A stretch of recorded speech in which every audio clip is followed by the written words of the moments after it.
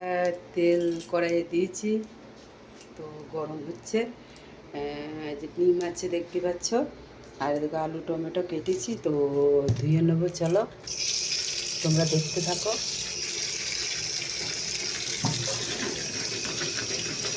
আলু ধুয়ে নিচ্ছি।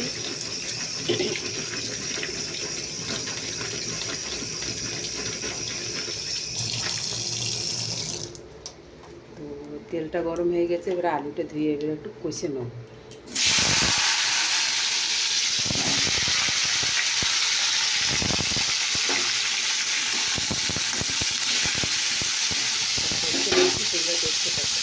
দেখো বন্ধুরা, এখানে আছে আদা, তো রসুন দুটো আমি মানে পুড়ে দেবো, আর দুটো আমি কেটে রাখবো।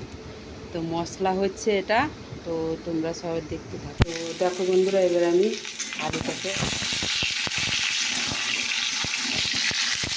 দেখতে, বন্ধুরা না ধরলে হবে না বন্ধুরা। দেখো বন্ধুরা, তো আলুটা হয়ে গেছে, ছাড়িয়ে নিয়েছি, ডিমও ছাড়িয়ে নিয়েছি, তো হয়ে গেছে। তো তেল পাঁচফোড়ন তেজপাতা দিয়ে দিয়েছি, পেঁয়াজটা দিয়ে দিলাম। তো আমি ভাজতে রয়েছি, তোমরা দেখতে থাকো কীভাবে আমি এটাকে বানিয়েছি, মশলাটা কীভাবে করছি তোমরা দেখো। তো টাইমের বড় অভাব, তো সেই কারণে আমি বেশি মানে পুরো খাবারটা তৈরি হওয়া পর্যন্ত রেসিপিটা যে সেইটুকু টাইম আমি পেছি না, কারণ আমি বাইরে কাজ করি তো বন্ধুরা। তো তোমাদেরকে নিয়ে কীভাবে বানাচ্ছি সেইটুকু তোমাদের শুধু দেখাচ্ছি, তোমরা এটাই দেখতে থাকো। তো টমেটোটা দিয়ে দিলাম,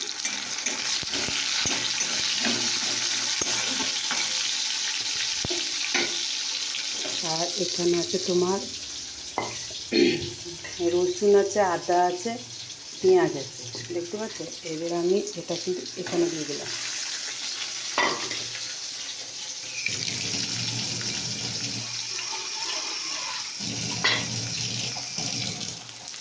দেখতে পাচ্ছ, দেখতে থাকো তুমি, তোমরা দেখতে থাকো। তো এবারে আমি এবারে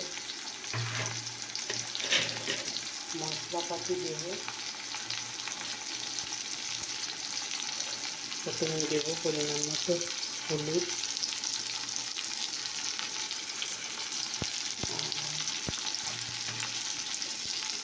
সামান্য এক ফোঁটা জিরে,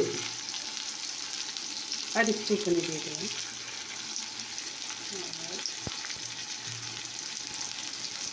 এবার দিচ্ছি লঙ্কা গুঁড়ো, আমার পরিমাণ মতো, যেমন আমি ঝাল খাবো তেমন আমি দিচ্ছি।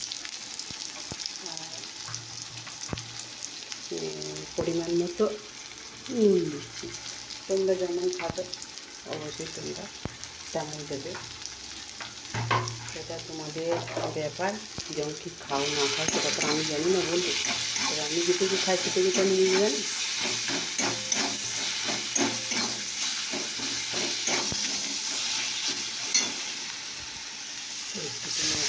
জল দিচ্ছি, ভালো কম দেবে।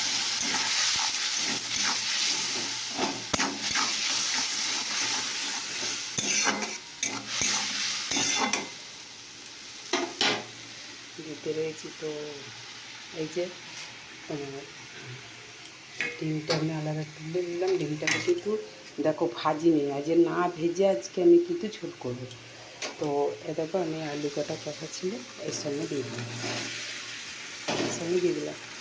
তো এই জলটা মরে গেলে কিন্তু আমি এখানে জল ঢেলে দেবো।